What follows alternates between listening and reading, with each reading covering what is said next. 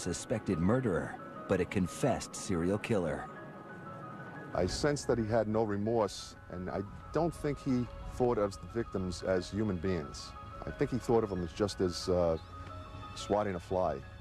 On that June day in 1993, the interrogation stretched on for 12 hours as Rifkin described each of his 17 murders in gruesome detail. His recollection was very amazing. You can recall all these things from 1989. He went all the way to 1993.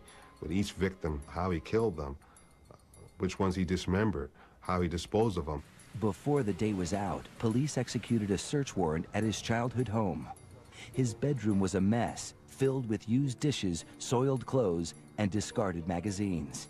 But among the filth, the detectives discovered valuable evidence, hundreds of personal items from his victims.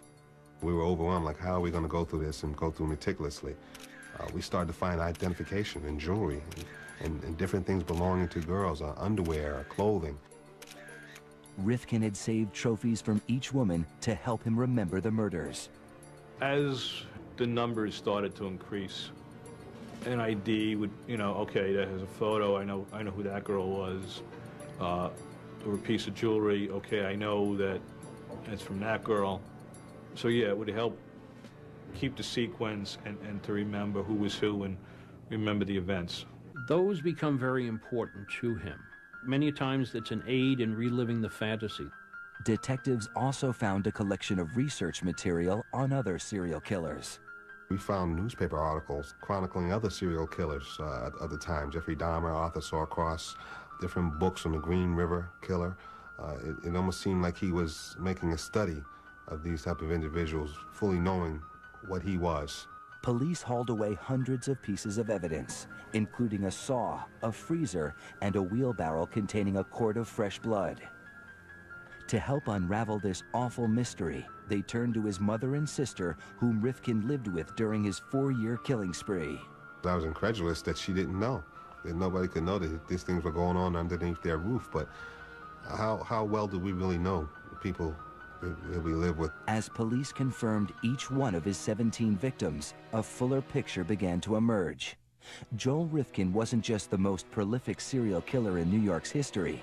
He was one of the worst of all time, eclipsing such infamous killers as David Berkowitz, the son of Sam, Richard Ramirez, the Night Stalker, and Albert DeSalvo, the Boston Strangler. As soon as the news got out, this case took a life of its own. After a life spent hiding in the shadows, suddenly the whole world knew who Joel Rifkin was.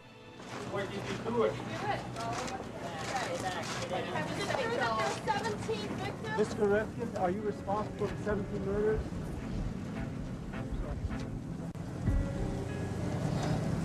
Mr. Rifkin has spoke of 17 homicides that he committed.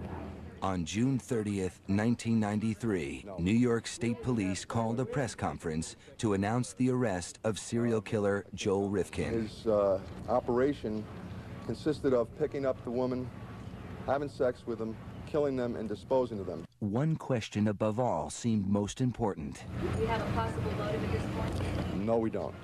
What could have caused such a quiet, unassuming man to kill so many women?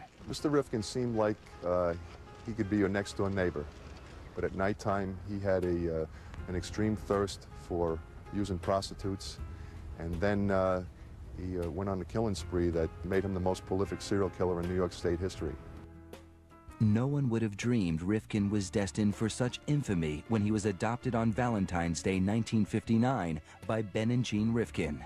By all accounts, his early childhood was filled with love and support. Started out very loving, very, typical. My memories are mostly a few years of home movies and a lot of photographs. As we got older, though, and more of our personalities came out, more and more it became my father's little disappointment. Rifkin's father was a standout athlete and math whiz in college who had gone on to become a successful engineer at Brookhaven National Laboratory. He grew impatient with his son Joel, who had a high IQ of 128, but was plagued with severe dyslexia and coordination problems. Like every father, he's very excited about teaching me sports. He tried teaching me how to throw a football, which was his sport in high school. Well, I couldn't catch the thing, and he just got, after a year or two, he got extremely frustrated, and that was that. No more football. Rifkin also had trouble connecting with children his age. By the time he entered school, he was constantly tormented by bullies, often in front of girls. Anybody who wanted to make a reputation as a tough or, you know, one of the local hoods, I was one of the first guys they looked for. And it was rough at times. To escape the abuse, Rifkin became cunning, devising strategies to avoid people. I was one of the last people in the building, which I was almost always late for class, and I was one of the last people to leave the building. If everybody's gone, it's safe to go. Isolated at school and at home, Rifkin retreated to his bedroom, the one place he felt safe. There, behind closed doors, his deviant ideas came to life. I develop, if I'm that type of person, a fantasy life. And I'm in my room or in my private place with this fantasy life where no one attacks me, no one makes fun of me. I'm in charge, I'm in control of that. And if that feels good, I'll continue that fantasy life, I'll elaborate on it. Rifkin's fantasy life began to overpower his hold on reality. After seeing the Alfred Hitchcock movie Frenzy as a teenager, he developed a sexual obsession with strangling women.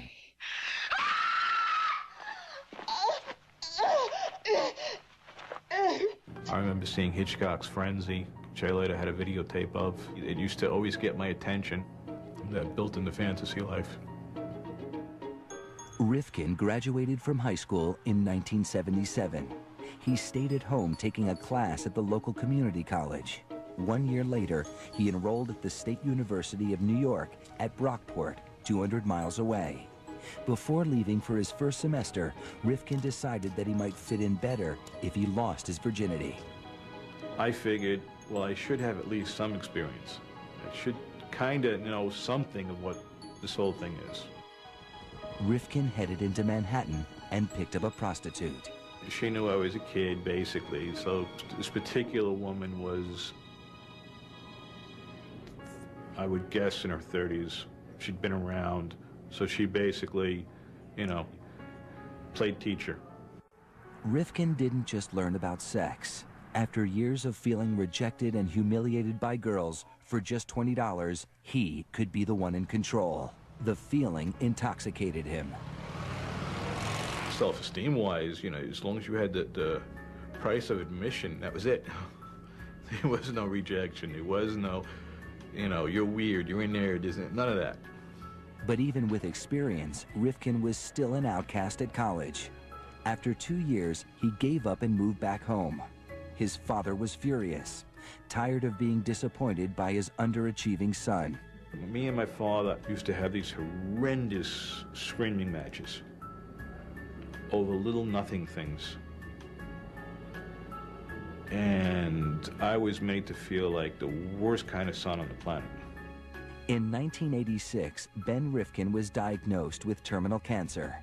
Hoping to impress his father for once, Joel enrolled in a biology class at a local university. But just before his midterm grades were released, Rifkin's dad committed suicide by taking a cocktail of barbiturates. Rifkin was devastated, especially since he received a good grade. To this day, I think he timed that cocktail knowing the test was coming. He didn't want to see the failure. And I didn't get the chance to show him that it wasn't a failure. After his father's death, Rifkin sought acceptance the only place he knew he could find it, with prostitutes. When he started a landscaping business in 1989, almost every dollar he earned went into his obsession. That was basically my drug of choice, whether it was the sexual encounter or just hanging out with them. I mean, there were times I'd spend 8 hours just driving around in the city. In February 1989, 2 years to the week after his father's death, Rifkin finally succumbed to his dark fantasies. His mother and sister had gone on vacation, and Joel decided to bring home a prostitute. She was using heroin during that night. She shot up in the bathroom and passed out for 2 hours. We had sex once, and then she shot up again and passed out again. Rifkin, who never used drugs and rarely drank, became irritated with the woman's drug habit. In the mornings,